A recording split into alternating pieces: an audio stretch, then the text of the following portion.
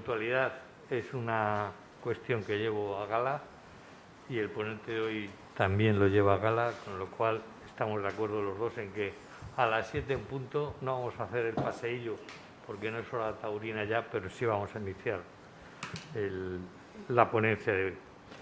Estamos ya superado el ecuador del ciclo, como les dije el martes pasado, pues hemos dado paso a una serie de historiadores que nos han presentado lo que podríamos llamar el marco general de la presencia española en el continente africano desde tiempos de los Reyes Católicos hasta el siglo XX, y hoy iniciamos una nueva faceta en el ciclo que va a ser abordar aspectos particulares de esos casi 5 siglos de historia.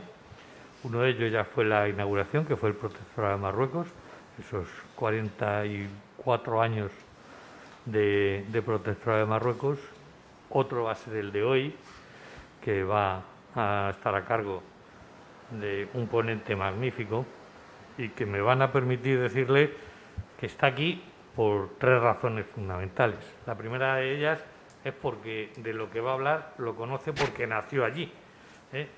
Julián Martínez Simancas nació en Tetuán en 1951, ya a finales del Protectorado, pero la conferencia está muy relacionada con sus vivencias y, por lo tanto, sabe de lo que va a hablar y sabe lo que quiere decir. Pues esa es la primera razón. La segunda razón es que es un mecenas que se embarca en todo lo que un servidor le propone, o en casi todo. Yo creo que no me ha rechazado todavía ninguna de mis propuestas desde que nos conocimos, hará cosa de 10 años. Y la tercera razón es que, en razón de esa colaboración, pues lo que era una colaboración profesional, me va a permitir don Julián decir que se ha convertido en una amistad, más bien en admiración mía hacia él como mecenas y como impulsor de los elementos. Que hago un amigo, vamos, te voy a entender. Eso es lo que procuro siempre decir, que los que vienen aquí son amigos, que aparte de lo que saben, de lo que dicen y de lo que llevan de bagaje, son amigos que han aceptado venir en un mes como este de julio, con calor, con campeonatos de fútbol, con otras actividades, pero que son fundamentalmente amigos y que vienen a compartir con nosotros unos momentos a través de estas conferencias. Me van a permitir hacerles una pequeña descripción del currículum de don Julián Martínez Simancas. Actualmente es secretario no vocal del Consejo de Administración de Iberdrola y de su Comisión Ejecutiva Delegada. Es licenciado en Derecho por la Universidad Complutense de Madrid y miembro en excedencia del Cuerpo de Abogados del Estado. Su amplia carrera se ha desarrollado tanto en el ámbito privado como en el público. Incluye sectores financieros e industriales. Ha participado activamente dentro del grupo Iberdrola en multitud de actividades, sobre todo en el establecimiento, en la creación de una estructura societaria y de gobierno del grupo. Su experiencia se extiende más allá de lo que es el grupo Iberdrola y me van a permitir que les señale, por ejemplo, pues aparte de los estudios que son en Ceuta, el bachillerato, el curso preuniversitario lo hace en Madrid, estudios universitarios con la licenciatura de Derecho en la Facultad de Derecho de la Universidad Complutense, también estudia en la Facultad de Ciencias Políticas y Sociología de la Universidad Complutense de Madrid. Ha participado como funcionario público a partir de 1976 en diversas delegaciones dentro del Cuerpo de Abogados del Estado, en Granada, en Oviedo, en Ceuta, aquí en Málaga, como abogado del Estado en la Audiencia y Tribunales de Madrid entre 1981 y 1985, y su último destino dentro de la Abogacía del Estado fue el Servicio Jurídico del Estado en el Tribunal Supremo de Justicia hasta 1991, año en el que pidió la situación administrativa de excedencia como voluntario, excedencia voluntaria, en la que continúa. Eso no significó que se dedicase a la vida fácil, sino que después de irse, incluso antes de irse a la excedencia voluntaria, estuvo trabajando en la empresa privada en distintas actividades, que en la empresa Iberdrola con distintos cargos, en otras empresas, ha estado en Estudiantes, por ejemplo, en el grupo Estudiantes, de baloncesto, ha tenido también actividades en el Consejo Taurino, en la actividad taurina también. Es decir, que su actividad profesional ha sido variada, amplia, la ha puesto en contacto con la sociedad, y eso le ha servido también para publicar una serie de libros, fundamentalmente sobre derecho, sobre economía, y no es un escritor centrado en la historia, desgraciadamente. Podría haber escrito muchas cosas sobre historia, yo le animo a veces, pero lo tenemos en el ámbito empresarial, y tengo el orgullo de que me prologase la vida que fue, que es una biografía de su tío abuelo Antonio García Pérez, que me pidió que escribiese, yo acepté, y yo le pedí a cambio que me prologase y él aceptó. Como verán, es una vida larga, es una vida llena de experiencias profesionales, pero hoy nos va a hablar prácticamente de esos inicios de su vida en Marruecos, en el Protectorado de Marruecos, de la huella que dejan los españoles nacidos en Marruecos, como él me pidió que se llamase la conferencia, y va a hacer unas reflexiones y unos comentarios a esos comienzos. Con él, con su palabra, les dejo, y tuya es la palabra, Julián. Pues bueno, pues muchas gracias, Pedro.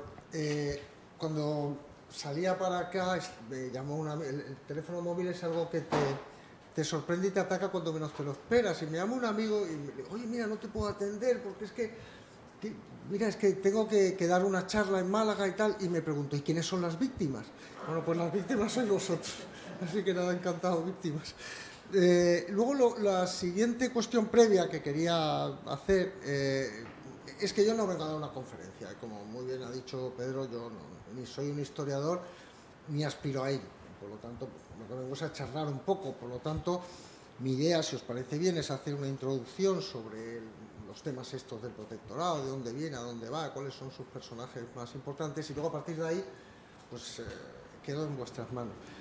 Y la tercera y última consideración, que sé que muchos de los que estáis ahí sabéis más que yo. Singularmente el doctor Llerena Hoyos, que sabe infinitamente más que yo y anda ahí con su franciscano humildad oculto, pero lo que os pido es que seáis indulgentes con mis muchos errores, porque ubicaré en Alcázarquivir cosas del Arache, y, en fin, no es muy fuerte la precisión, pero bueno, intentaré no dejaros mal y pues sobre todo intentad vosotros en vuestra coloquio no poner de manifiesto mis muchas faltas. Entonces voy a pedirle a mi amigo Pedro Pérez Frías que me haga de presentador, y quería hablaros de una vecina de Guadarranque que está ahí al lado. Si te parece, Pedro, pasamos. Que ahí se la ve, no sé si se ve bien del todo, pero al margen de la izquierda de la foto me encanta, es Rosalinda Powell Fox, que os acordáis que es la protagonista, una con Sira Quiroga del Tiempo entre costuras. No es un personaje literario, era un personaje real. Y ahí la veis... ¿Señalando bien, Julián? ¿Perdona? ¿Estoy señalando bien? Está señalando bien. Esa señora tan guapa era Rosalinda Powell Fox. Una señora inglesa que no se sabe muy bien qué hacía en el bar El Revertito en Tetuán. Los que conocéis, que supongo que casi todos lo habéis pisado, el Revertito, un bar taurino ahí en Tetuán. Pues allí está tomándose una copichuela y a su lado Beigbeder, el alto comisario, ¿no? Y, bueno, por supuesto, en una situación un poco incómoda, ¿no? Porque una relación de las otrora llamadas galantes, y el camarero ahí con su chaquetina ahí bien abrochada en el primer botón, como corresponde a la época. Un segundo, que quería darle yo ahí un poco más para... la identificación del Revertito es por toda la cornisa esa que veis ahí, ese friso. Las otras dos señoritas no he tenido el gusto de poder identificarlas, y se conoce de coetáneas a Rosalinda y bueno, sus amigas. Lo mismo alguna era Sira Quiroga. Y ese señor, ese militar lleno de correajes y en una situación incomodísima, para él era mi abuelo Julián Martínez Simancas. Pobre, porque mi abuela, cuando llegara, que mi abuela era una mujer de mucho carácter, le caería una bronca tremenda, por acompañar a Belvedere, que era en el fondo su jefe, y en esta relación no muy ortodoxa para entonces con Rosalinda. Y es un mapa que no he conseguido averiguar qué son esas marcas, pero posiblemente por la época, esto estamos hablando de los años 30 y tantos, es a partir del 36, pues posiblemente ubicarían pues las posiciones de unos y otros en ese horror que fue la Guerra Civil Española. Y bueno, Rosalinda luego tuvo una vida aparte de aquella, pero terminó viviendo ahí al lado, en Guadarranque, y por lo tanto pues quería hacerle un homenaje a ella y a mi pobre abuelo, que la debió pasar fatal. Luego, si pasamos, Pedro, quería un segundo solo, los vecinos de enfrente, si pasas, Pedro, hay una... de esto es de lo que vamos a hablar. No es el Marruecos total, es el Marruecos al que en una especie de convenio de Fez, el Tratado de Fez, se hace una especie de subprotectorado, y esa es la zona de Marruecos que nos toca administrar a los españoles o al Reino de España en aquel entonces. Como veis y conocéis, pues es una zona agreste porque es todo el Rif, una zona un poco mejor, que es Yebala, y ahí queda arriba del todo a la izquierda pues todo lo que era el Tánger, la zona internacional y la parte internacional de Tánger. Así que de esto vamos a hablar, de los que estamos aquí y los que estaban allí, y cómo fue la relación entre las dos orillas del estrecho. Pasamos. En cuanto a antecedentes, pasas, Pedro, yo muy rápido, porque no me voy a enganchar en Viriato, que sería más entretenido, pero yo creo que si podemos buscar un punto de arranque al protectorado de España en Marruecos, hay que ponerlo en 1880 en la conferencia de Madrid que preside Cánovas. En ese momento Marruecos ya empieza a apuntar a un Estado fallido. Marruecos es un Estado, un gran Estado, con sus instituciones, con su régimen jurídico, con su seguridad jurídica, pero con unas autoridades que estaban perdiendo el control de ese Estado. Y en la Conferencia de Madrid es la primera vez que 11 países importantes empiezan a decir que aquí tenemos un problema. Y nace el germen de lo que luego no sería una actuación colonial. A mí me cuesta trabajo, desde el punto de vista intelectual, asumir que la posición de España en Marruecos fuera una posición colonial. Yo creo que la posición de España en Marruecos fue un rescate pues muy parecido al que tuvieron la suerte de tener países como Portugal o Irlanda, y que desgraciadamente aquí no conseguimos cuando en la penúltima crisis económica, ¿no? Al final la idea un poco cuyo germen está ahí es la idea del rescate, muy unida también a Joaquín Costa. Joaquín Costa fue un político que entendía las cosas de una manera diferente, y bueno, por eso a lo mejor hoy funge en el olvido, ¿no? Pero también paralelamente a esta idea de qué es lo que pasa en Marruecos y la Conferencia de Madrid, está la Conferencia de Berlín. En Berlín es todo lo contrario. En Berlín las grandes potencias lo que se han dado cuenta de que hay un mundo colonial, que es la colonia de España, que se está de España y de Inglaterra, y Portugal, en América, que está saltando por pedazos con las ideas de la Ilustración. Y en la Conferencia de Berlín lo que se intenta es justificar el derecho de ocupación. Y eso sí que es colonialismo. El derecho de ocupación a los territorios libres o abiertos, tanto de África como de Asia, como incluso de Oceanía. Y nosotros, ya estamos hablando ahí a finales del 19, ya en 1888 España ya abre un hospital civil en Tánger. Ya el franciscano, el padre Lerchundi, que está desde 1862 en Tánger, ya en unión de Felipe Óvilo, consiguen establecer esa idea de, oiga, aquí vamos no a poner soldados, vamos a poner hospitales. Lo primero que pone España, además en la parte más florida del Marruecos de entonces, que era el Tánger Internacional, su hospital. Pero el siglo XIX, que empieza con el grito de Morelos, se ahoga cuando el general José Toral entrega la plaza de Santiago de Cuba, y ya el capitán general de La Habana pues entrega, el 17 de julio se entrega La Habana, El 12 de agosto el capitán general de Puerto Rico, Manuel Macías, entrega la isla de Puerto Rico, y el 14 de agosto el capitán general de Manila, esto no lo están grabando, ¿no? Sí. Sí, entonces no puedo decir que no tuvo huevos, pero no lo he dicho. No tuvo huevos de entregar la plaza y delegó en un subordinado, Felipe Jaúdenes, para entregar Manila. Y ahí parece que termina pues, la gloria del imperio, del llamado Imperio Español, salvo un loco que se llamaba Martín Cerezo y que se quedó en Valer porque no se enteró bien de lo que estaba pasando, y hasta el 2 de junio de 1899 no terminó esa época del llamado Imperio Español sobre América y Filipinas y una serie de islas del Pacífico.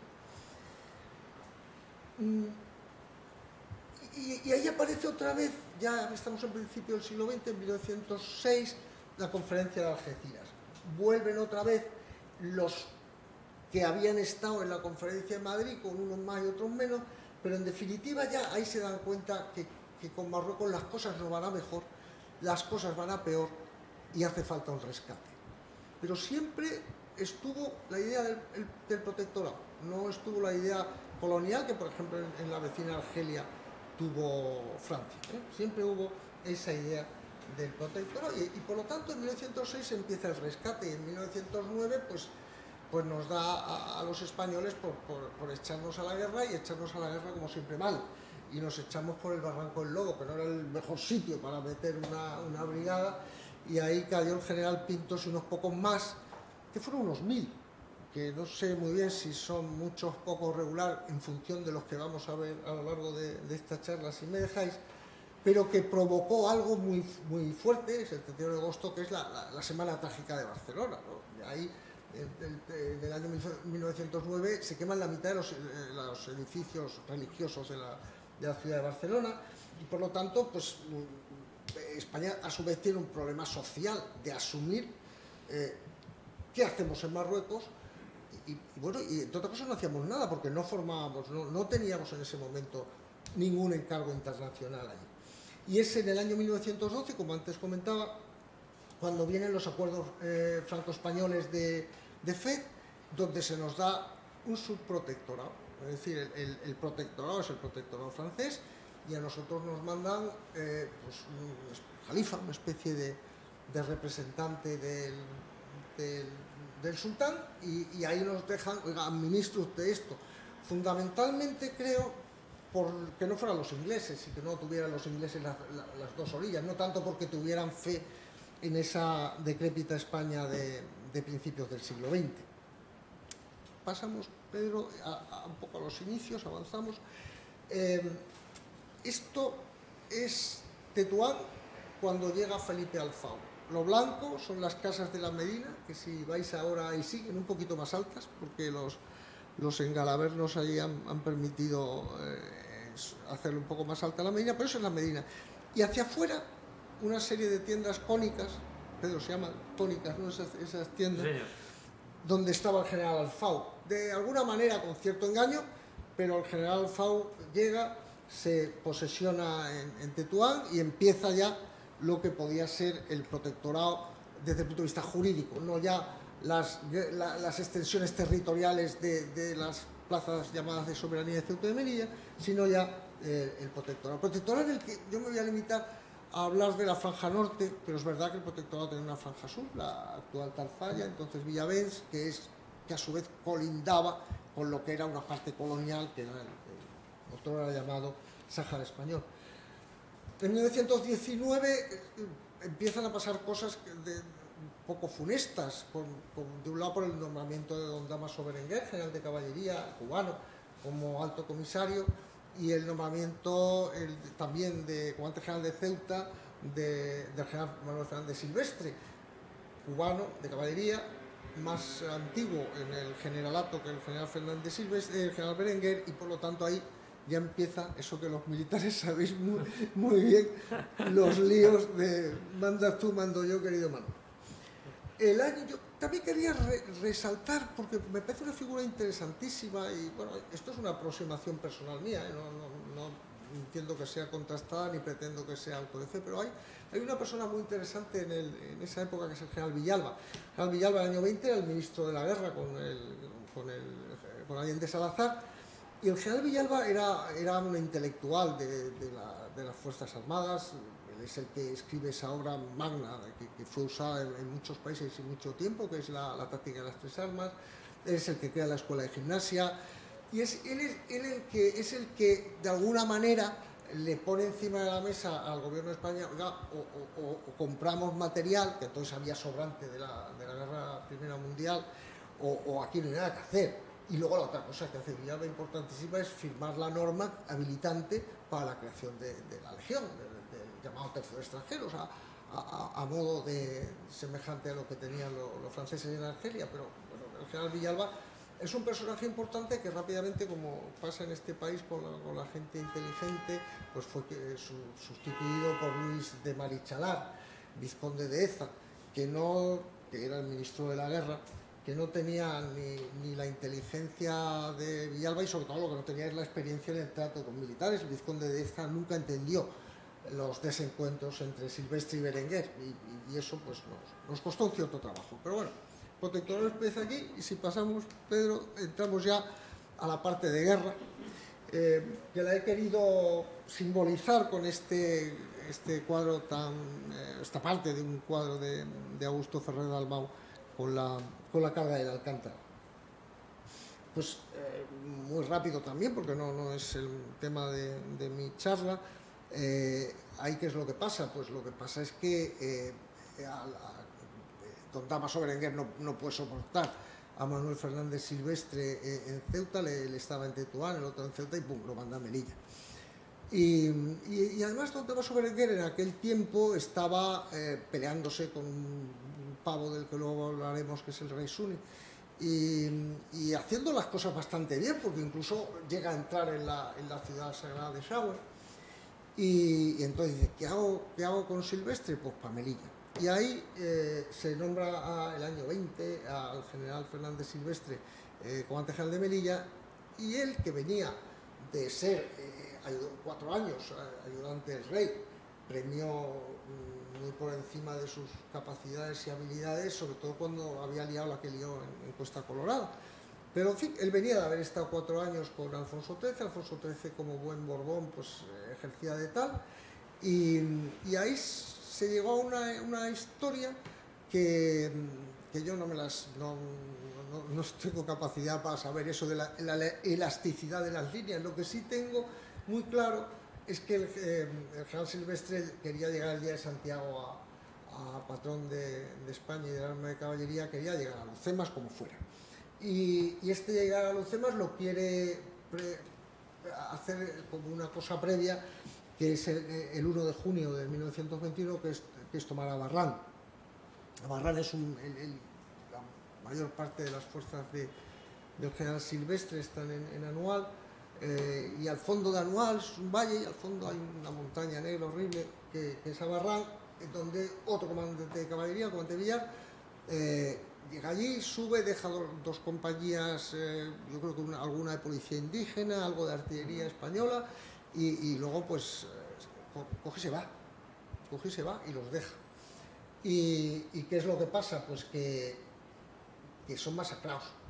Creo que es la primera vez en Abarrán que se pierden 4 cañones, pero no es en sí importante, sino que es la primera vez que un general español pierde cañones en una guerra, ¿no? Eso posiblemente en el honor militar del principio del siglo XX fuera una afrenta de mayor magnitud que la que ahora prima facie entre nosotros podamos hacer. Pero bueno, Silvestre se toma la pérdida de Abarrán como una anécdota, y entonces pues decide fortificar Igueribe, que es otra cosa parecida a Barrán, pero en lugar de tenerla enfrente, pues la tiene a la izquierda. Y allí en el pico de un monte, yo no sé si pasamos, Pedro, tengo alguna foto, no, todavía no. Luego la vemos cuando veamos el hecho, porque tengo una foto de Igueribe, pero bueno, cuando hablemos de Julio Benítez, que era malagueño del Burgo, pues ya nos explayamos en ello. Bueno, pues en Igueribe no, ahí están en lo alto de un pico un monte, sin más capacidad de suministrarles agua y alimentos que los que le llegaran a través de los convoys fracasan. Y bueno, pues el último intento, que es el 21 de julio, no se puede socorrer Igueribe. El Estado Mayor de Silvestre, encabezado por el propio Silvestre, entra en pánico y se produce la retirada de Anual por el terrible barranco del Izúmar. Y ahí, bueno, pues no os voy a contar a todos, es una desbandada tremenda que termina en Montearruit, que a los que yo, de todas las cosas que he leído, a lo mejor posiblemente el libro de Sender del imán la describe mejor, ¿no? Cómo es esa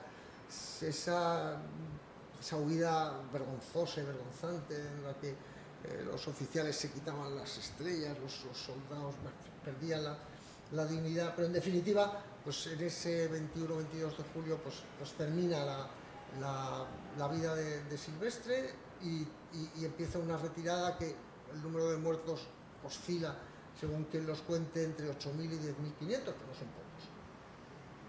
Es posiblemente la mayor derrota que ha tenido el ejército español en su historia.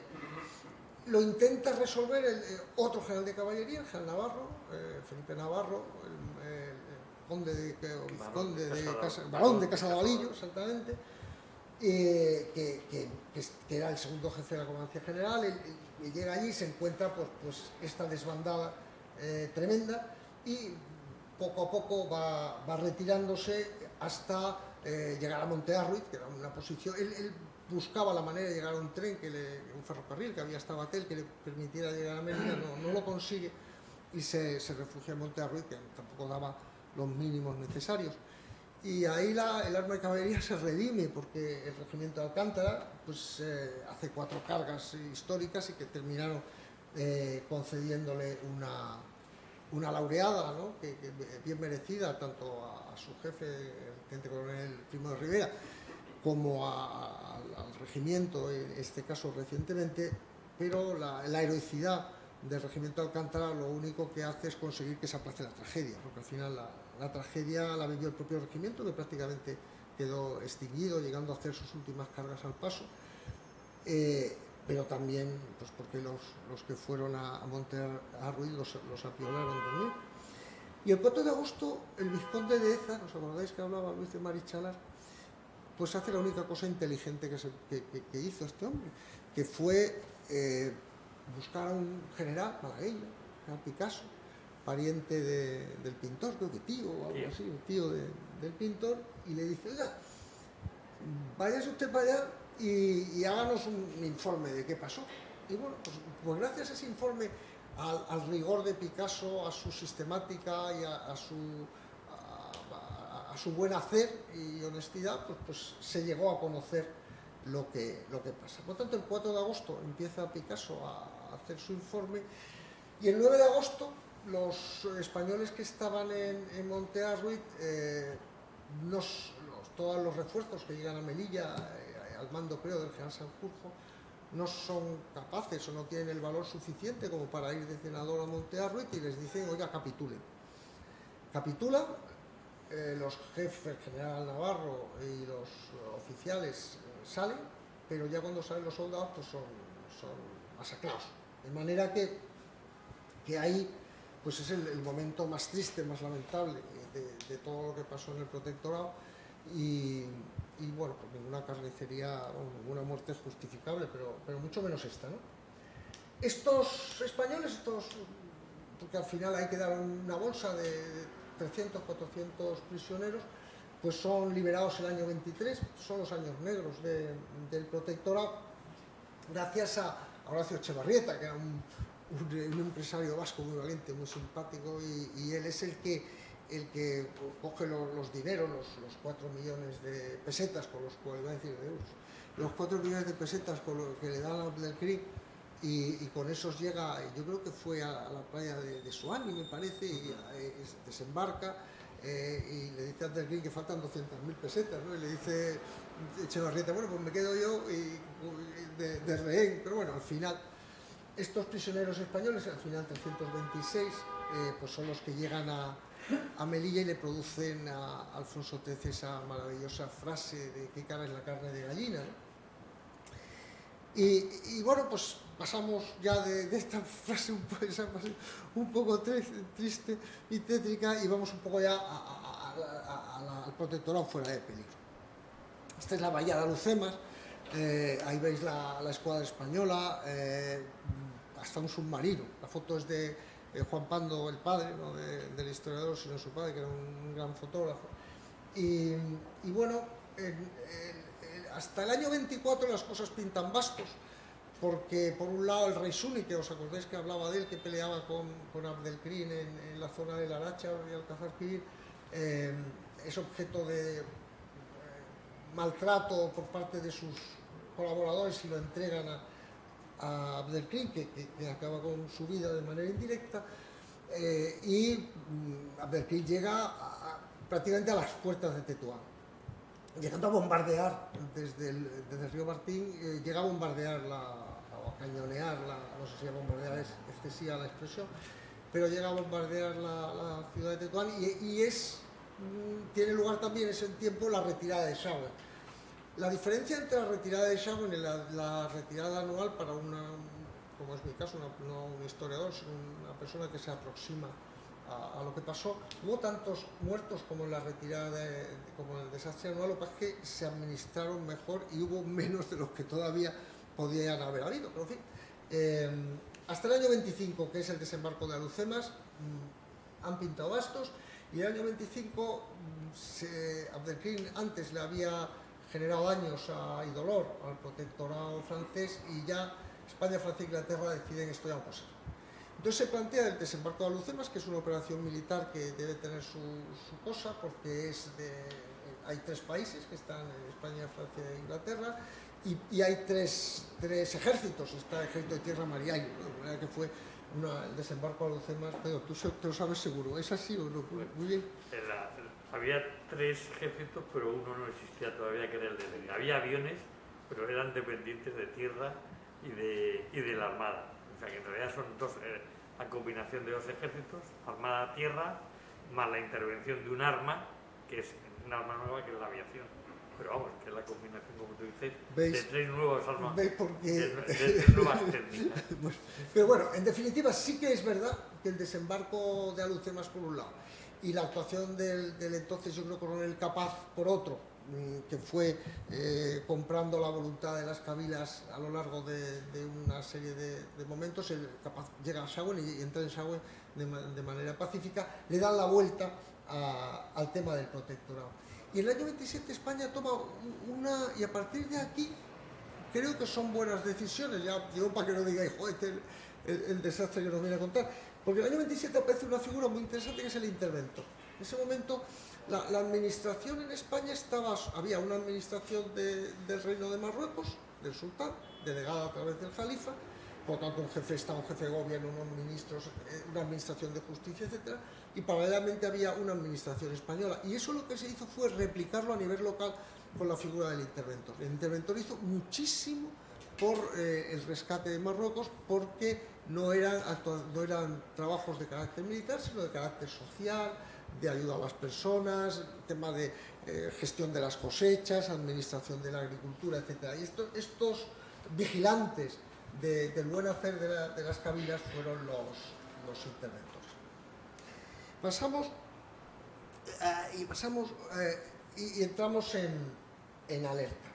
El 14 de abril de 1931 hay un cambio de régimen en España, entra la República y entra de manera democrática la República en España, y en relación con el protectorado, se civiliza un poco, en el sentido de que ya empiezan a aparecer altos comisarios civiles, empieza pues por ejemplo, el año 35 se pone la telefonía en Tánger, el año 36 se pone la telefonía en Tetuán, la empresa Rotondo, que alguno lo conoció, y la República le da al protectorado, le quita una pátina militar y le da una pátina más civil, más de asistencia social, y el protectorado y Marruecos empieza a prosperar.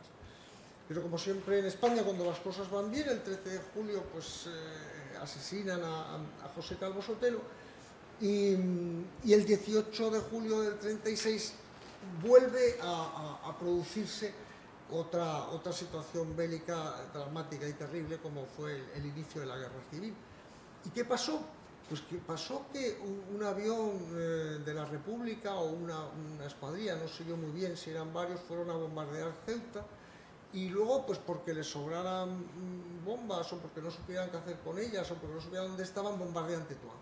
Y esas bombas que caen en la Medina de Tetuán, que producen daños graves en una mezquita y que producen una sensación de ser atacados por parte de la ciudadanía marroquí, cambia un poco las cosas. Es decir, hay que reconocer que el protectorado de Marruecos, no entendiendo por el protectorado de la administración española, sino la administración de Marruecos y las gentes de Marruecos se sintieron agredidas por la República. Y ahí empezó, y yo, esta foto que os pongo, otra vez aparece Bellveder, Juan Luis Bellveder, y está con Abdeljalel Torres, que a mí me gustaría pronunciar el árabe como Emilio Ramos, pero no. Pero era un importante líder, que luego fue el líder independentista del Istiklal en Marruecos. Pero en aquel momento llegan y esta especie de baile, que es un momento de aire, que debió mover la chilaba de Torres, y el sombrero de Bellveder, simboliza un poco lo que en este momento se produce en el protectorado, que es la habilidad de Juan Luis Bellveder, sus conocimientos de las lenguas que se hablan allí, y su inteligencia, y la propia inteligencia del general Franco, porque el alto comisario era el general Orgaz, Luis Orgaz, que era, pues, más bien tendía a militarote, y sin embargo Bellveder era teniente coronel, de ingenieros, tipo formado, un tipo con cabeza, y fue el que le permitió toda esa contribución que a la Guerra Civil Española tuvo el protectorado de Marruecos, llegando Juan Luis Bellveder a tener la condición de alto comisario. Paso rápido por esta parte que es dolorosa para todos, que es la Guerra Civil, y entramos un poco en otra época del protectorado, que es la época de la movilización. En este caso os he puesto un cuadro de Bertucci maravilloso, que esto es el coronel Justi, yo creo que era coronel Justi, entrando con la mejala de Tetuán en Tánger, rompiendo el estatus internacional. El cuadro es una maravilla, ¿no? Ahí tenéis todo lo de Bertucci, el blanco ese de plomo tan fantástico, el caballo, los caballos, el desfile, la multitud. Es una belleza. Y ahí, ¿qué es lo que pasó en su momento? Pues en su momento lo que pasa es que la Administración Internacional de Tánger, hay un tiempo que le da a la flota de la República un cierto arropo. Eso sienta mal a las autoridades franquistas, y a la primera que pueden, en los años, creo que fue el año 40, pues entran en Tánger, pero se produce algo que luego terminó, os recuerdo, en la película Casablanca, que la película Casablanca en realidad se tenía que haber llamado Tánger, pero no quisieron que fuera así, porque Tánger entonces era una plaza ocupada por Franco, pero lo que se cuenta en Casablanca es Tánger, y de hecho la obra de teatro sobre la que le compran el guión la Metro es Tánger. Bueno, ahí ya empieza un protectorado a intentar, por un lado, vivir al margen de la guerra mundial, dar ayuda, acogida y capacidad de movimiento a todos los judíos que venían huyendo del horror de los nazis. Bueno, se crea allí en una ciudad internacional donde las ideas no estaban proscritas, donde había periódicos tan fantásticos como el periódico España, ¿no? Con gente que es republicanos escribiendo en castellano, en fin, tenía muchísima importancia, y Tánger es el motor que permite que cambie el aire del protectorado. tal vez en esta época, ya quería entrar un poco más en la reactivación. El año 44 muere el general Gómez Jordana, también es un personaje muy importante, no tengo tiempo de detenerme en él, pero los Gómez Jordana son los dos altos comisarios.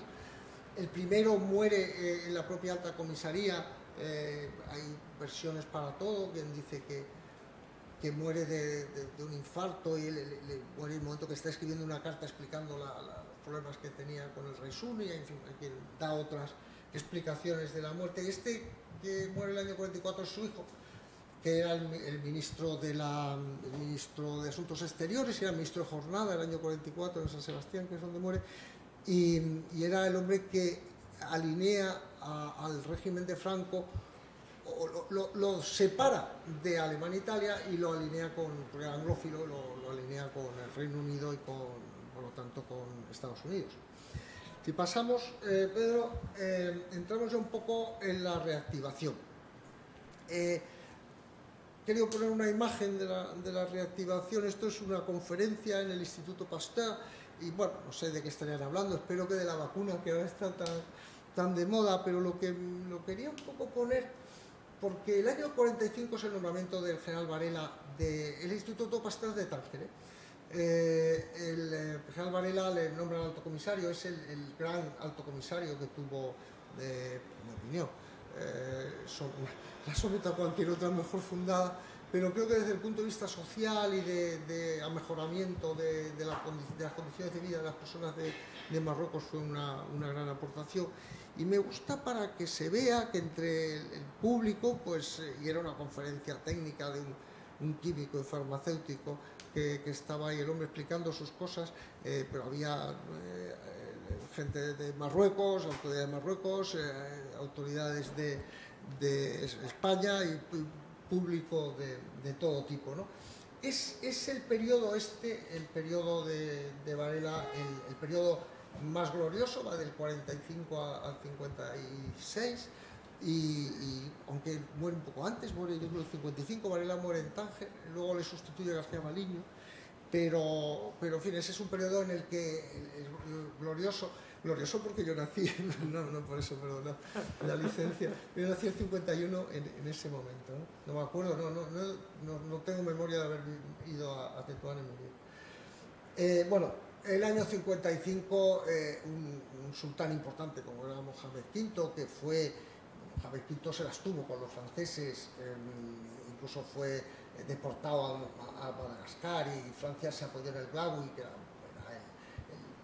jefecillo de Marrakech, pues ya da los pasos necesarios para que se levante el protectorado francés, y la consecuencia normal y natural del acabar el protectorado francés es que termine el subprotectorado español.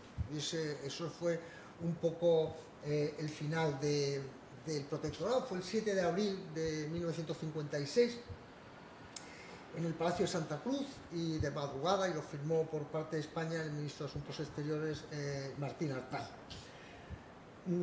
Fueron unos pocos segundos para firmar, pero fue muy mal de tiempo. No, muy bien. Fueron unos pocos segundos para firmar, pero en fin, fue el final de un tiempo. Aunque yo, si me permitís, y avanzamos un poco en la presentación, Pedro, avanzamos uno, cuando realmente el año 56 en el Palacio del Pardo se firma el final del protectorado, pero el ejército español se marcha de Marruecos en el año 61. Y yo quería destacar a tres malagueños, Picasso, Julio Benítez, y ahora quería hablar del general Galera Paniagua, que ahí pongo, que no era malagueño, pero que era alcázar, manchego, pero está enterrado aquí en Málaga, pasó los últimos días de su vida aquí, me consta que tiene familia. Y el general Galera Paniagua está con lo llamado ejército español en el norte hasta el año 61. ¿Qué es lo que supone eso, en mi opinión? Pues lo que supone es una gran muestra de confianza. Marruecos es independiente, pero Marruecos se da cuenta que no tiene ejército. Marruecos no echa a los españoles. Marruecos estableció un proceso gradual de salida de los españoles. Y ese proceso gradual pues, se termina el 31 de agosto de 1961, donde las últimas unidades, que creo que fue una de las últimas unidades, fue el tabor de caballería de los regulares del Arache, el último que se embarcó en el puerto de Ceuta, camino de, en este caso de Jaén. Por lo tanto, hasta el 31 de agosto de 1961 hubo protectorado. Y a mí me gustaría, en honor a Alfredo Galera y en honor a las personas que allí estuvieron, leer unas frases de la Orden General de 31 de agosto de 1961, porque creo que resumen muy bien el entendimiento que ellos tuvieron del protectorado y el que de alguna manera, no sé si por herencia o por convención intelectual, tengo. No lo voy a leer entero, evidentemente, pero destaca unas frases. Dice, y hablo por boca del general Galera Pañal: nuestra presencia en el norte de África tuvo su sanción definitiva cuando España, en el año 1912, recibió el encargo del protectorado y asumió, en nombre de la comunidad internacional, la difícil tarea de establecer el orden en una zona crucial del Mediterráneo. España no ha pretendido realizar una obra colonial en provecho propio, sino una labor pacificadora y una tarea de civilización. En su trabajo pacífico, el servicio de intervenciones ha sido uno de los instrumentos más útiles del ejército. Conscientes de la importancia y antigüedad de la cultura del pueblo marroquí, España y su ejército guardaron siempre un exquisito respeto por los usos y costumbres de Marruecos, las tradiciones coránicas, su sistema de justicia y sus formas culturales, estimulando con su acción la revitalización de los mismos. En el orden material, España, bajo la paz edificada por su ejército, ha ayudado eficazmente a la elevación del nivel de vida de Marruecos, haciéndolo así a una costa de sacrificios propios y actuando en difíciles situaciones nacionales e internacionales, durante los cuales la satisfacción de las mismas necesidades españolas estaban en peligro. Somos un ejército de una nación que nunca fue colonialista. El ejército español se retira a sus viejos cuarteles, llevándose su honor, su gloria y sus banderas. Y por esto quiere guardar también como única prenda de sus campañas de guerra y paz la fraternal y permanente amistad con el pueblo marroquí. Me gusta acabar ahí, porque con lo que ha pasado en Ceuta últimamente, creo que deberíamos volver a leernos esto para entender las cosas. Si te parece, Pedro, paramos aquí y entramos en el coloquio. Pues como tú quieras. Pues ya han visto ustedes, ha hecho un recorrido extenso, profundo, apuntando las cosas más interesantes de ese protectorado que duró 42 años o 44 años formalmente, o legalmente, mejor dicho, formalmente se alargaría 5 años más, y ahora tienen las palabras ustedes para el coloquio, para recordar viejas vivencias o para cuestiones interesantes. Yo, si me permiten, un pequeño apunte. Esa intervención, ese bombardeo de la aviación republicana de Tetuán va a dar lugar precisamente a un hecho curioso, que es la concesión de una gran cruz laureada a un señor que no es español, que es el gran visir de Tetuán. ¿Sí? Es el único caso en el cual se concede, en la España contemporánea, en el cual se concede una cruz de San Fernando a un señor que no es militar ni español. Luego hay dos que son Navarra, que le dan la cruz colectiva por la laureada, pero el único que le dan una cruz laureada, aunque sea gran cruz además, es al gran visir de Tetuán. Si pasas dos fotos, tengo una ahí. Yo luego quería hablar de los personajes. Este es Amesián, lo pasamos. Este es Beibeder, y ahí tienes al gran visir. Este señor de la barba alba es el gran visir de Tetuán, el que Pedro le daba la condición de laureado. Al lado tenéis el general Luis Orgaz, del que también hablamos, Beibeder, el obispo de Gallipoli. O sea, ahí teníais, como en el Arca de Noé, animales de todas las especies. El siguiente no lo puedo identificar, y el siguiente es Abdeljalel Torres. Pues efectivamente interviene montado a caballo para calmar según cuenta la orden de concesión de la Gran Cruz Laureada de San Fernando, pues interviene montado a caballo para calmar los ánimos de la población, que están muy alterados y que están dispuestos a ir en contra de las autoridades españolas. Y se da ese dato curioso que, pues, como medida casi de política y de actuación del gobierno español para ganarse otra vez la voluntad del pueblo marroquí, le dan una condecoración que no estaba prevista para civiles, que estaba prevista para tiempos de guerra, y como es la Gran Cruz de San Fernando. Tienen la palabra para el coloquio. Aquí está el micro, si tienen alguna pregunta. ¿Hay pregunta? Venga, alguno que se anime. Si no se anima nadie, yo me animo, yo sigo. Tiene un peligro. Vamos a ver si sabemos hacerle. María Ángeles, la auxiliar. ¿Quién? Bueno, la pregunta no es muy complicada. Menos mal. No, es simplemente menos mal que es amigo. Que siempre me ha llamado la atención.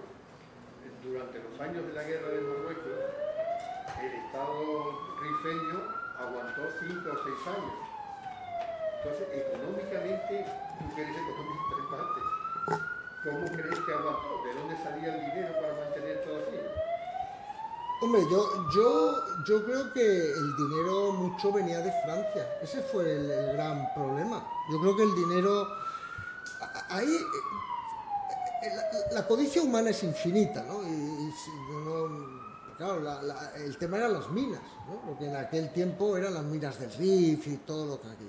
Entonces, las concesiones que el Rochy dio en su tiempo, el Rochy era un impostor, pero las concesiones que el Rochy da de minas en Marruecos, sobre todo a la Compañía Española de Minas del Rif, generan una ambición en otros estados, ¿no? Y Alemania y Francia les interesaba que le fuera bien a Abdelkrim, porque Abdelkrim luego les prometió darles esta ayuda, ¿no? Creo que una parte es Abdelkrim. Abdelkrim, en general, vamos a ver, Abdelkrim es un tipo importantísimo, es decir, es de los grandes, está pues a la altura de Ho Chi Minh, de los grandes, del Che, de los grandes.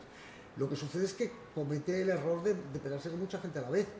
Y cuando ya le da a los franceses, les ataca bastante, y ahí los franceses ya dejan de suministrarle dinero. Pero él, fíjate, él está en Asdir. Cuando el tema de Alucema le empieza a ir mal, él se va a Esnada, y de Esnada se entrega a los franceses. Él nunca se quiso entregar a los españoles, porque él tenía claro que y él se va con mucho dinero, Él y el Mohamed, el hermano era un tipo que había estudiado ingeniería, ese sí estaba aquí en Málaga, ese lo que aprendió, lo malo lo aprendió. Y entonces, yo creo que la cosa viene por ahí, ¿no? También un poco, yo creo que también le sacó mucho a los españoles, Claro, 4 millones de la época daban para bastante, El rescate de los prisioneros fue grande, Y después también, durante todo ese tiempo, hemos siempre oído hablar que se bombardeó en parte Melilla, había un cañón que disparaba, llegaba a Melilla, y utilizaban los cañones. Pero esos cañones necesitarían balas. Quiero decir que tenían de tener también un aporte externo de alguna forma. Sí. Alemania. Se hablaba siempre de que entraban por Tánger, que había un contrabando, pero si tú te fijas, los cañonazos que llegan a Melilla del Gurugú, que son pocos, pero llegan, están muy vinculados a Barrán. Entonces, España pierde a Barrán 4 piezas, yo creo que en Igueriben las llegan a inutilizar, el capitán no es, pero en Anual pierden piezas, pierden bastantes. De hecho, las piezas que bombardean en Monte Arruit son por supuesto piezas españolas y munición española, pero es que la llegada hasta Melilla fue a los pocos días. Si el gran tema es cómo la cantidad ingente de ejército español que hubo desde el día 23, 24, 25, cuando llegó la Legión con el comandante Franco, donde llegan regulares de Tetuán, etcétera, ¿por qué esos no tuvieron el valor de pasar del Atalayón? Eso nunca se sabrá, y eso es una de los dolores que tuvieron las personas cuyas familias perecieron, tanto, por supuesto, en Montearruit en mayor medida, pero también en la iglesia de la 2, ¿no? Pero, o sea, es que eso fue muy inmediato. Las que le llegaron después, bueno, ahí también sabes que hay otro gran debate, que es el bombardeo con hiperita por parte de la aviación española, ¿no? Ese es otro de los temas que todavía hoy aún colea, ¿no? Sí, pero los bombardeos con gases era lo típico que había entonces, porque cuando terminó la Guerra Mundial, efectivamente, no sé en qué tratado se prohibió ya tirar gases. Esa aplicación de las nuevas técnicas estaba de lo más activo. estaba en activo. Había una fábrica de hiperita allí en Melilla, creo. Sí. Que no llegó a producir. Otro hecho relacionado con la Orden de San Fernando, precisamente ese polvorín en el cual estaban guardadas bombas cargadas de hiperita o proyectiles cargados de hiperita, sufre un incendio y en ese incendio interviene un capitán de artillería y un suboficial de artillería que van a conseguir, le van a conceder la Cruz Laurea de San Fernando por evitar que explotasen esas municiones cargadas de hiperita en el año 23 o 24, parece que es. No me acuerdo ahora exactamente el nombre, tendría que consultar mi base de datos. Pero sí, efectivamente, se utiliza hiperita, pero como tú dices, la hiperita la utilización de gases es una técnica que se ha puesto en marcha y se ha puesto en boga en todos los ejércitos del mundo a partir de la Guerra Mundial, de la Primera Guerra Mundial, y España en África, durante la campaña de Marruecos, lo que hace es aplicar técnicas aprendidas y desarrolladas durante la Primera Guerra Civil y aplicar nuevas técnicas, en el caso de la aviación, como es el apoyo a tierra de la aviación con la cadena, que luego van a ser empleadas en la Segunda Guerra Mundial y en otras guerras, con lo cual hay un intercambio de mejora técnica que siempre hay en todas las guerras. Todas las guerras sirven de progreso para la técnica militar, como fue el caso del general Villalba con la táctica de las 3 armas, que por cierto tengo un ejemplar puesto en la exposición, pero también hay una mejora técnica que posteriormente se va a aplicar a la vida civil, en el automovilismo, en la aviación, en un montón de cosas, en la sanidad, en la guerra civil, si recordamos la sanidad. El de la Pagés es también de esa época, el de la anestesia epidural, que era un médico militar. Sí. Y en la guerra civil, pues las técnicas del método Trueta es un desarrollo de la sanidad militar para tratar de fracturas producidas por proyectiles. Siempre va ligado, aunque nos siente mal, la guerra sirve no solamente para matar, sino, desgraciadamente, nos sirve para progresos técnicos. La cosa es que los empleemos bien o mal. ¿Más preguntas? Pasarle el micro, le pasan el micro, por favor, que así lo oyen todos. A ver si... ¿Y hasta qué punto el golpe de Estado del general Primo de Rivera, que a su parecer tiene que ver con el informe Picasso? Yo, como dicen los políticos, me alegro que me hagas esa pregunta, porque yo creo que todo. Yo creo que incluso la guerra civil todavía es un recuelo de aquella historia. O sea, yo creo que el general Picasso lo hace fenomenal. Picasso lo que hace es le va preguntando, oiga, ¿usted cómo se llama? Yo, Julián. ¿Y con quién estaba? Pues con Pedro. ¿Y a qué hora? ¿Y usted a quién vio? Y al final hace un mapa, y cuando empieza a hacer el mapa se empiezan a dar cuenta que el problema está muy arriba. El problema está en los jefes, en algunos oficiales, y entonces ya le topan un poco pues a los generales. Usted no, a Casa de Valillo no se puede tocar, a Don Damaso no se le puede tocar, y ya le empiezan a intentar pastelear. Y Primo de Rivera, que de tonto no tenía nada y había perdido al hermano además en Montearruit, pues se da cuenta que aquello exigía una actuación rápida y luego también hacer una especie de tutela por pródigo Alfonso XIII, que estaba para allá. Y entonces la dictadura de Primo de Rivera es eso. Y fijaos que lo primero que hace Primo de Rivera, o las primeras cosas que hace, él estaba en Barcelona, es ir a por el expediente Picasso. Y el expediente Picasso se lo quitan, no lo llega a pillar, lo esconden en la escuela de minas. Y está escondido y lo hace un pariente de Mateo Sagasta, que era el director de la escuela de minas. Lo esconde, lo quita en medio. Pero bueno, efectivamente. Pasa es que Primo de Rivera, en relación con Marruecos, su idea era mucho más limitada. Él lo que quería un perímetro de seguridad alrededor de Melilla, un perímetro de seguridad que cogiera Ceuta, Tetuán, Larache, un poco lo que él llamaba el Marruecos sutil, y el resto no quería hacer nada. Y ahí ya empieza pues toda la discusión entre los militares junteros, me se llamaban, junteros y los africanistas, y fíjate que Primo de Rivera es el año 23, a Primo de Rivera le sustituye como dictador don Dámaso, Aznar, el almirante, y la República, ¿no? Y toda esa herida no bien cerrada es la que efectivamente nos trae a nuestros días. Me contaba una vez Juan Pando, el historiador, cómo llega a él al expediente Picasso, que es muy curioso, porque ahora el expediente Picasso está accesible y apareció colgado ya en internet y tal, pero hasta hace relativamente poco no lo tenía, y fue en una reordenación que se hizo de los archivos del Congreso de los Diputados, donde encontraron el resumen del expediente Picasso que se había hecho para informar a los diputados de lo que allí había pasado. Y con ese resumen, ese sobre el que Juan Pando fundamenta la historia secreta anual, que si no lo habéis leído yo me permito aconsejarla porque creo que es un buen libro, y además está escrito con la pluma de Pando, donde a veces la épica está por encima del fundamento histórico, pero está muy bien escrito, está muy bien contado y está muy bien fundado. Cuando Juan escribe eso no teníamos las fuentes que tenemos ahora en el expediente Picasso, pero claramente es una consecuencia. Otra pregunta que le quería hacer: ¿usted cree que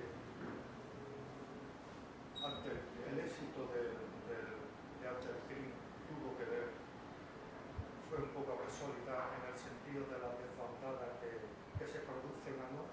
Sí. Es decir, ¿usted cree de que él tenía como un plan preestablecido, o él se encuentra un poco con esa situación y tira para adelante? Él echando de españoles a correr y se le aparece el Espíritu Santo, porque él no contaba con eso, ni siquiera él era el más importante. Ellos tenían ahí un problema de cabilas muy considerable. Lo que sí es verdad es que por su formación intelectual, por su conocimiento de las autoridades españolas, por sus relaciones familiares, etcétera, era un hombre importante, era de una tribu importante. Pero cuando echan los españoles a correr, encuentra su gran oportunidad. Su gran agujero negro es Montearruit. Nunca debió dejar que pasara aquello. La masacre de Montearruit no la hace Abdelkrim, la hacen otros. Pero ahí le faltó, y yo pienso que de alguna manera eso condicionó mucho el futuro, porque el dolor que generó en España fue muy grande, y por lo tanto no se paró hasta que eso no se solucionó. Pero él entonces también, él siempre lo dice, y cuando le va a entrevistar, yo me acuerdo, algún periodista, Oteiza o algún periodista español que le va a entrevistar allí a Axdir, él cuenta, dice, no, es que eso a mí se me fue de las manos. No me lo achaquéis porque no es mío. Y sin embargo sí que él se hace con la situación y él no entra en Melilla. Él tuvo a Melilla a tiro, nunca mejor dicho, hemos hablado del cañoneo desde el Bulbú, pero él ahí era consciente de que él, si quería hacer una república rifeña independiente y tener acogida en la Sociedad de Naciones, necesitaba no hacer barbaridades. Y la gran barbaridad en el sentido humano y de todo tipo fue Montearruit. A partir de ahí, él respetó bastante. Ahora hay un libro que acaban de publicar el nieto del sargento Vasallo, también cuenta un poquito lo que pasó con los prisioneros en Axdir, donde murieron bastantes y otros sobrevivieron, entre otros, entre los que murió Villar, que también muere, el comandante de caballería de Abarrán, que nos hablaba. El comandante Villar, que era jefe de la policía indígena. Bueno, pienso que Abdelkrim ahí se equivocó, pero en otras muchas cosas acertó, y claro, también a este tipo de personajes los tienes que comparar con sus coetáneos, ¿no? Y bueno, pues, sus coetáneos revolucionarios en Indochina o en Cuba, etcétera, le tuvieron siempre por un referente, ¿no? Y él manejó muy bien la guerra de guerrillas. También es cierto, y por eso os hablaba yo antes de Villalba, es que España pues no hizo verdaderamente... En el momento que España se toma en serio, desde el punto de vista militar, su obligación, que era estabilizar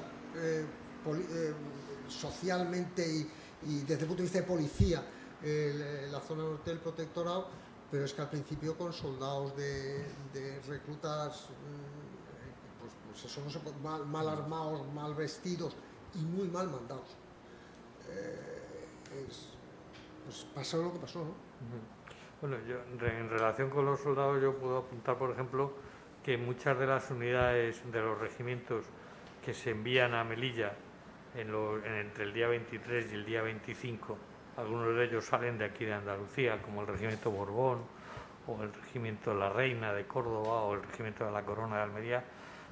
Prácticamente todos los regimientos que se manda un batallón de cada regimiento, pero se manda un batallón porque es prácticamente lo único operativo que hay, de tal forma que tienen que reunir a todos los soldados, incluso llamar a los que están con permiso, con licencia, a todo lo que tienen en plantilla en ese momento.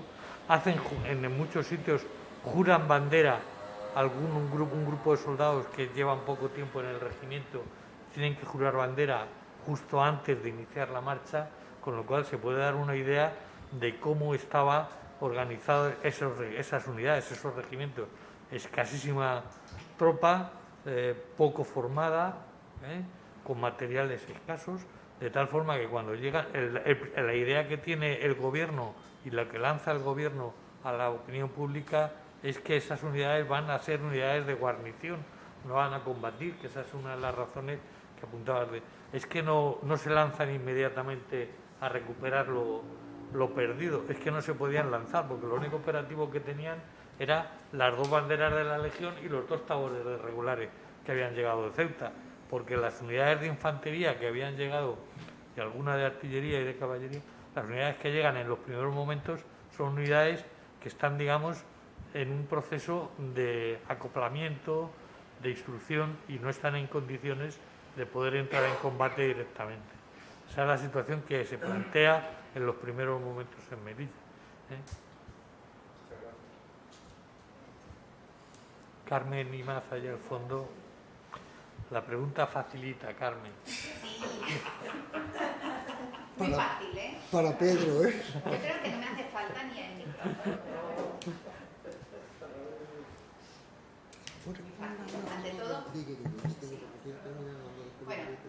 Ante todo, muchas gracias por la charla, Julián. Y has hablado de lo de la carne de gallina, que dicen que sí es verdad, no es verdad. ¿Qué opinas de realidad o ficción de la comida de los huevos? La famosa comida de los huevos de Miguel Primo de Rivera. Pues te voy a hablar, si me permites también. Hay otra frase muy así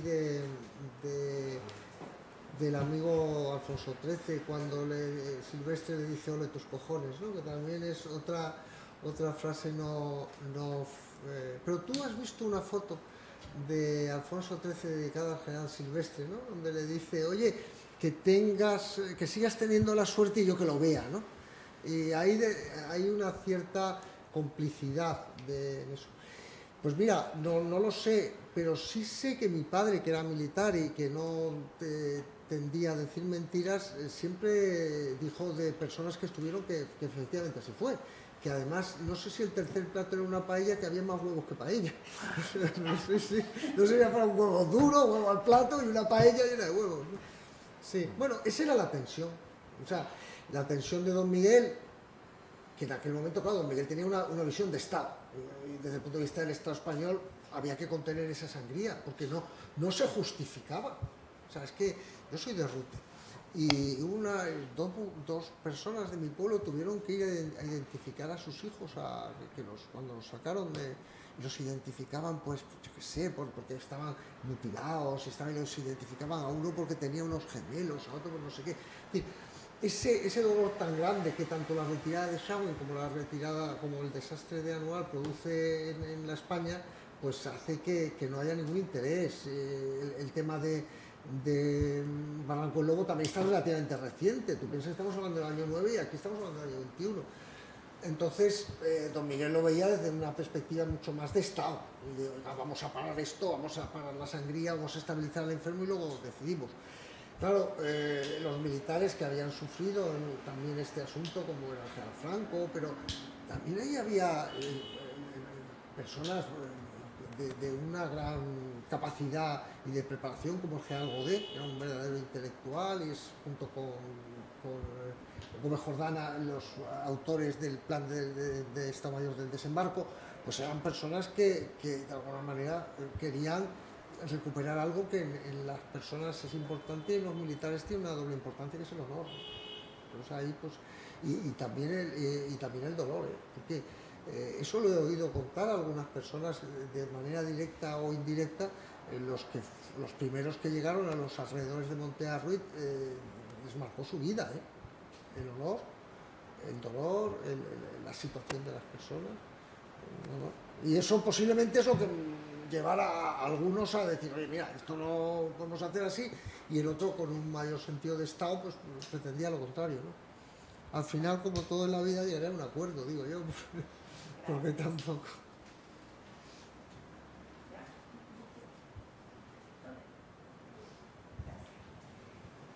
Hola. Me interesaría saber si ese hospital que al principio estaba hablando, del 1880 creo que fue, si sigue conservándose, si sí. Se conoce.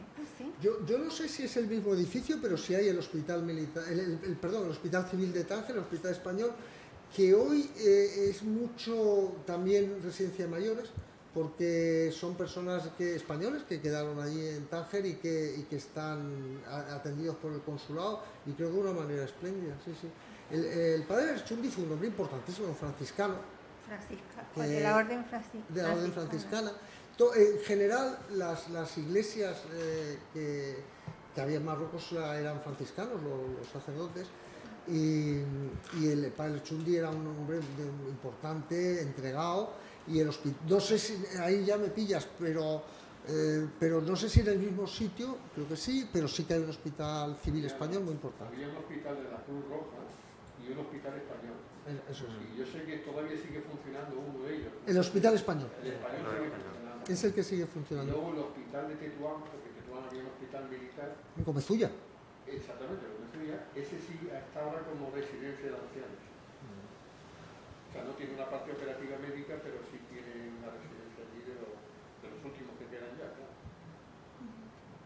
Y otra cosita, si no iba a decir otra cosa, el nombre del libro, que no lo he entendido, un ¿Cuál? libro que había dicho usted incluso el título, pero yo no lo he entendido.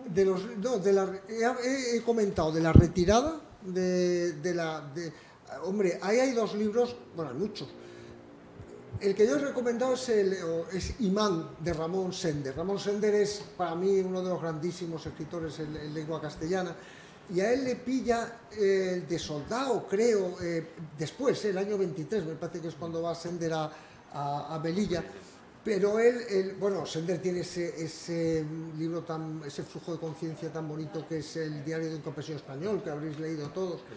Pero el de Historia Secreta de Anual.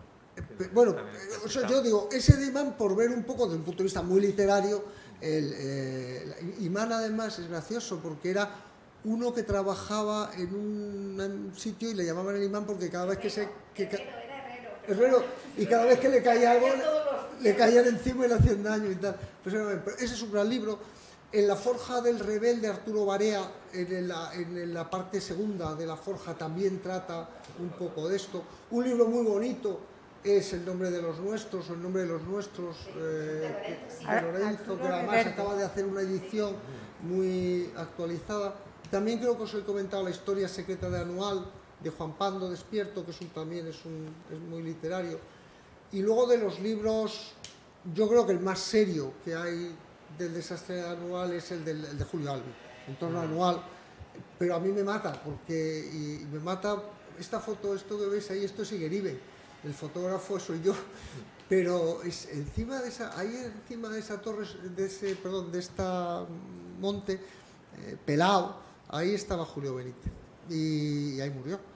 Y bueno, pues sin embargo, Julio Albi no encuentra soporte científico a esa frase de Julio Benítez de me quedan 12 cargas de cañón, cuando dispare la última, hacedlo sobre nosotros, porque en ese momento el enemigo habrá entrado en la posición.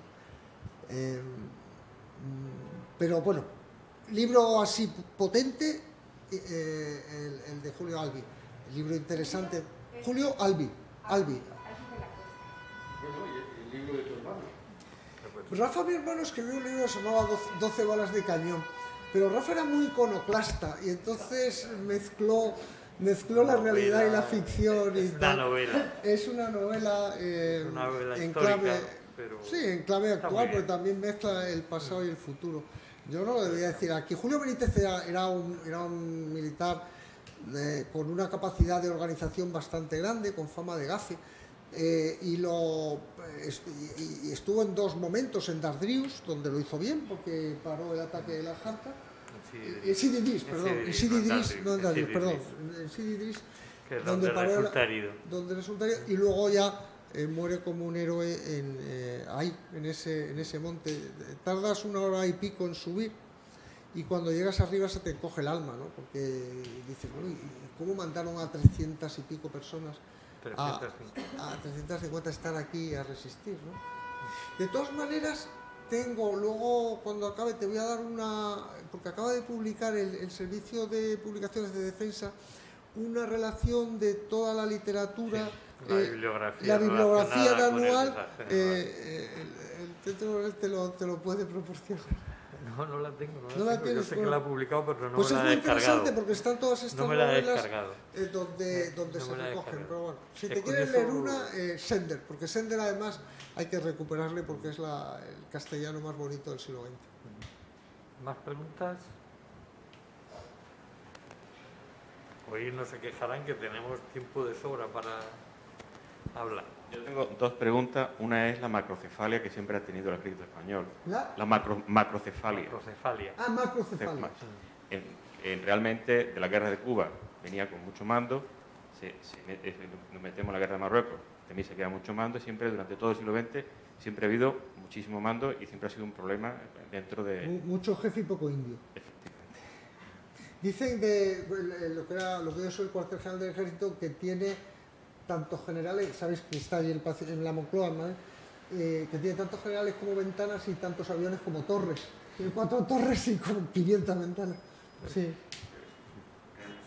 Si me permites, Sí. en relación con la macrocefalia, sí es cierto, hay una serie de estudios sobre la presencia de los generalatos, la evolución del generalato desde mediados del siglo XIX hasta el siglo XX, y lo cierto es que sí, que los ejércitos españoles siempre han pecado de macrocefalia, pero esa macrocefalia viene provocada por la situación en la cual se crean esos ejércitos. Los ejércitos surgen siempre de una situación bélica en la cual es necesario potenciar los cuadros de mando, y luego, una vez que se pacifica, surge el problema de qué hacer con esos cuadros de mando. Ese es el problema con el que se pelea Isabel II con las guerras carlistas, con el que se pelea Alfonso XII con la guerra de Cuba, con el que se pelea Alfonso XIII durante la guerra de Marruecos, y con el que se va a pelear Franco, y con el que se está peleando hasta el Plan Norte a finales del siglo pasado, pues con el que se pelean, y que hay que hacer una reducción brutal de generales, pero claro, si haces una reducción brutal de generales, dejas sin expectativa a los profesionales que quieren entrar en ese ejército. Hay que hacer un ten con ten, en el cual pues algunas veces se tiene éxito, otras veces no se tiene éxito, y el problema que hay efectivamente durante toda la época de Alfonso XIII y toda la época después de Franco, pues es que se junta la necesidad de potenciar cuadros de mando para la guerra de Marruecos y la necesidad de potenciar cuadros de mando y la carrera profesional después de la guerra civil, y ni Sáhara, etcétera.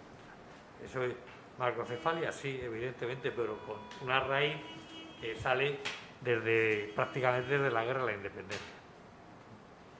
Y mi segunda pregunta era de... Monte Ruiz fue realmente una salvajada por parte de la Cábila, pero en Alucemas y después de toda la guerra los dos bandos no atendieron a las razones. Sí. Yo ahí os recomendaría también una novela de Lorenzo Silva preciosa que se llama Carta Blanca. Y ahí sí que veis lo que fue desde el otro punto de vista, efectivamente. O sea, es que al final una guerra no es una historia de buenos y malos, es una historia de malos y malos. Y bueno, pues, y también un poco el y tú más, etcétera, pero no era Santa Margarita María de Alacoque exactamente la que inspiraba el funcionamiento en aquella época, sí, estoy de acuerdo contigo. Pero simplemente por ponerle el foco, Monte Ruiz fue una canallada. Monte Ruiz se pacta una rendición que es complicado rendirse, ¿eh? A veces es muy conveniente, pero te cuesta. Y es complicado rendirse, pero cuando llegan al pacto de la rendición, que lo hace este comandante Villar, a mí me gustaría un día poderlo estudiar, porque este es el que ya llega a Barran, deja allí dos compañías y él se vuelve con todas las ametralladoras. Este es el que hace el pacto con las cabilas, porque claro, él estaba en policía indígena y se le daba una especial habilidad o por lo menos una presunción de habilidad en el trato de esas cosas, y él es el que pacta la salida. Entonces, cuando sale Felipe Navarro, yo creo que estaba también Pérez, o sea, el que luego fue alcalde de Ceuta, el que mandaba el San Fernando, bueno, un teniente coronel Pérez Fernández o algo así, salen todos, los apartan, y cuando empieza a salir la tropa la masacran, pero vamos, de la manera más vil. Pero ahí, bueno, no quedó bien nadie, ¿no? Fue una masacre. Pero luego, efectivamente, de todo eso se intentó recuperar 100 por 1, ¿no? De todas maneras, no hay grandes episodios. O sea, son más bien pequeñas cosas que una gran cantidad de pequeñas cosas. Fotografía donde se ve el ejército español con cabezas de cábila y luego también las cábilas con cristales de los soldados españoles. Hay realmente verdadera barbaridad. También hay que tener en cuenta que muchas de las fotografías son de policías indígenas que luchan al lado en el bando español, o regulares que luchan, es decir, que son tropas de indígenas que están tomando casi venganza, y ahí interviene un poco casi la cuestión casi tribal de cabilas contra cabilas, etcétera, etcétera, con lo cual se impone casi la lucha del terror por el terror en algún momento determinado. Yo antes había mencionado a Capaz, que tampoco quería salirme mucho del tema, pero Capaz lo hace muy bien, porque Capaz lo que hace es coger un saco de duro, ir comprando gente hasta que llega a Sagüen. Que luego Capaz es un tipo muy interesante, porque es el que con la República el año 34 va a ocupar y a recuperar Santa Cruz de la Mar Pequeña, que era una de las trampas que le habían puesto al sultán en la paz de Barras. Y luego Capaz era el comandante general de Ceuta el 18 de julio del 36, y curiosamente no estaba, y sin embargo luego pues lo fusilan en el cuartel, porque se incorpora al cuartel de la montaña. Capaz es un tipo muy interesante a estudiar.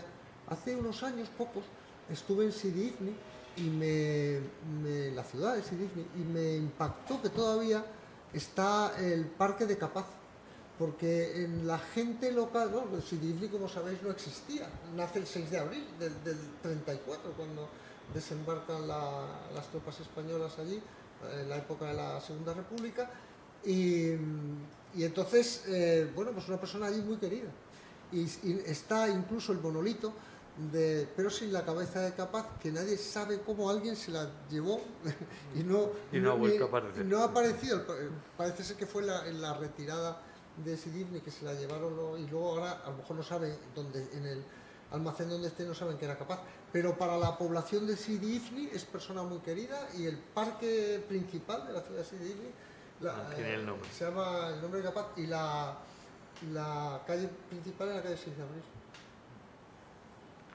Bien, no hay más cuestiones. podemos seguir hablando, tenemos tiempo. Yo quisiera, ya que tenemos tiempo, hemos hablado de guerra, hemos hablado de protectorado, aquí tenemos personas que han nacido, que han vivido en el protectorado. Has hablado de que hay actuaciones civiles, como los hospitales. ¿Qué huella queda en realidad ahora mismo de esos españoles nacidos en Marruecos que ahora están aquí? Yo los llamo familiarmente, aunque a mí se me enfada mucho, Julián también se me enfada, yo les llamo que son los pieds noirs españoles, en alusión a los repatriados argelinos. Y me dicen que no, que ellos no son pieds noirs, que no es la misma circunstancia. Pero ¿cuál es la huella que ha dejado esa vivencia en el protectorado? ¿Hay asociaciones? Yo sé que hay asociaciones. ¿Cómo está la cuestión? Yo siempre digo una cosa, que los españoles de Marruecos no entendemos los líos que os traéis los españoles de España, con todo esto de las autonomías y tal. Nosotros vemos las cosas de una manera menos identitaria, ¿no? Bueno, yo creo que en realidad, bueno, hay una asociación, que es la Asociación La Medina, que además el coronavirus ha sido demoledor porque ha matado al presidente, a su esposa, etcétera. Yo creo que hay poco. De aquella época han pasado muchos años.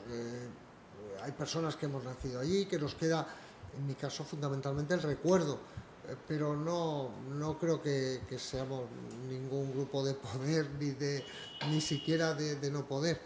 En cuanto al pied noir, que no lo entiendo como un tema despectivo, yo creo que en realidad los que nacimos allí, todos los españoles que fueron allí fueron a hacer algo, y normalmente ayudar, en general, porque siempre destacamos los personajes civiles, militares, pero había también muchos personajes civiles, pues había ingenieros, había geógrafos, había de todo, funcionarios, empleados, arquitectos, etcétera, ¿no? Se construye mucho. Había de todo, ¿no? Porque España hace por Marruecos lo que no hace por la propia España, ¿no? Mientras en España había cartilla de racionamiento, en el protectorado había de todo, ¿no? Pero bueno, a mí mi sensación es que se ha unido mucho el protectorado a la época del general Franco, y eso ha hecho pues que se haya de alguna manera politizado, ¿no? Cuando pienso que el protectorado es una obra de España, que no necesariamente el general Franco, ¿no? Creo que había muchos militares además que no tenían que no eran franquistas, no tenían nada que ver con la posición de Franco, ¿no? Franco le ayuda mucho a encumbrarse el general Dávila, que fíjate que es curioso, que era el jefe de Estado Mayor de Silvestre. Dávila, y luego Dávila fue el jefe de Estado Mayor de Franco, ¿no? ¿Estado Mayor o de Estorbo Mayor? No, de Estorbo Mayor, como decía que no, le llamaba me siento directamente aludido. Dávila se quejaba de que Silvestre le llamaba así. No, los del Estado Mayor nunca hemos sido estorbo. Pero Dávila a Silvestre le quiso domar. Lo que pasa es que Silvestre tenía a su alrededor unos oficiales que le llamaban los Manolos. Y tú has visto también una cosa de los Manolos, claro, lo del Mauro. O sea, todos estos, lo que le estaban diciendo, venga, vamos, a tomar el té a Lucemas, venga, general, tal. Y bueno, pues los Manolos le hicieron mucho daño a Silvestre, aunque él ya venía dañado. Pero el Estado Mayor de Silvestre, general Dávila, debe ser una gran cabeza, en mi opinión, que no he visto. Ahora hay publicada ahora una con los papeles del general Dávila, un nieto de este Dávila, creo que era Rafael, ha escrito una cosa muy interesante, porque pone el acento en el desacuerdo entre Dávila y Franco en la batalla del Ebro. Es muy interesante cómo Dávila, porque una de las cosas que le acusan a Franco es: usted ha prolongado esta guerra innecesariamente. La guerra civil tenía que haber sido mucho más rápida, hubiéramos evitado mucho dolor, etc. Y es curioso porque Dávila le fundamenta, yo lo he entendido regular, pero en fin, le fundamenta desde el punto de vista militar el que no debe, o sea, que la guerra tiene que ser a lo mejor más cruenta, pero más corta. Esa era un poco la filosofía de Dávila. En Getafe está una reproducción en el Museo del Aire, en Getafe hay una reproducción que se trajeron de Salamanca. Bueno, el Museo del Aire, Getafe bueno, Cuatro Vientos. Getafe Cuatro Vientos. Ahí está la reproducción de la cabaña aquella en Salamanca, ¿no? El ermita donde Dávila y Franco montan la junta aquella del Estado, ¿no? Bien, ¿no hay más preguntas? Pues, a ver, sí. El desarrollo económico de todo el protectorado que hacen los españoles, líneas férreas, desarrollo de las ciudades, todo eso supuso para la península, bueno, para España una gran inversión que durante el tiempo que estuvo el protectorado tuvo retorno, pero una vez que terminó el protectorado, eso ya... Sí, sí. Bernabé Pérez tiene publicado en un libro que es el Protectorado Español en Marruecos, repertorio biográfico de emoción. No, en la historia trascendida, ¿no? Protectorado Español en Marruecos, la historia trascendida, las cuentas. Las cuentas son terribles para el Reino de España, ¿no? España puso muchísimo y apenas tuvo retorno. Pero bueno, yo creo que eso nos obliga a sentirnos orgullosos. O sea, porque si hacen las mismas cuentas en el protectorado francés no son iguales. El levantamiento en Marruecos, el apoyo al Glaoui en contra de Mohamed V, en gran parte era porque Mohamed V quería que el dinero no saliera para Francia. Y claro, también es verdad que la zona sur del protectorado era infinitamente más rica que la que nos adjudicaron a nosotros, pero sí, para Francia tiene un altísimo retorno. Y España tiene, en el libro de la historia trascendida, tienes las cuentas que las pone Bernabé y son dramáticas para España. Y además, muy difíciles de sostener en el momento que llegabas a Algeciras y te encontrabas una cartilla de racionamiento y volvías en el ferry a Tánger y tenías de todo, ¿no? Eso es así, ¿no? Pero eso dice mucho de la grandeza intelectual de España en ese tiempo. Por eso a veces es duro asumir que eso no se valore.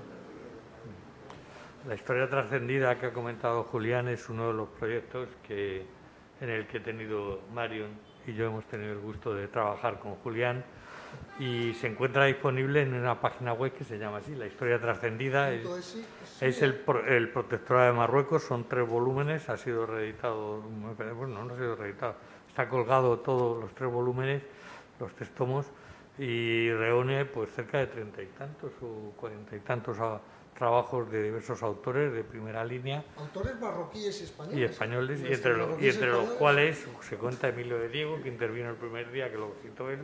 Estamos Marion y estoy yo, el que les hablo.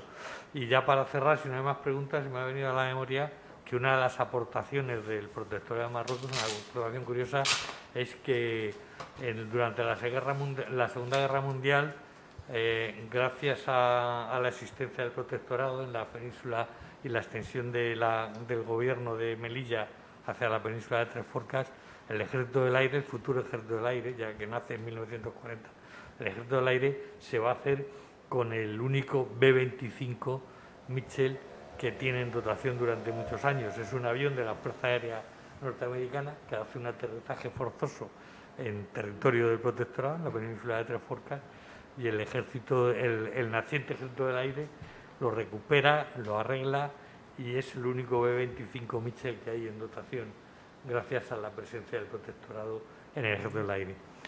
Muchísimas gracias a todos. Si no hay más preguntas, les emplazo al próximo martes, que entramos ya en la recta final del ciclo, y tendremos la ocasión de hablar de otro caso particular. Si hemos hablado del protectorado de los españoles nacidos en Marruecos, el martes hablaremos de Málaga y la campaña del 21, lo que ya se ha avanzado aquí hoy. Con Julián ha avanzado ya algunos aspectos, algunos protagonistas, y profundizaremos en ese aspecto, en esos 6 meses que hay entre junio del 21, 1 de junio de 1921 a diciembre de 1921, y las consecuencias que para Málaga supone esa campaña, cómo lo viven y qué resultados se dan hasta ahora. Muchas gracias a Julián Martínez y Maca por la intervención, y muchas gracias a ustedes.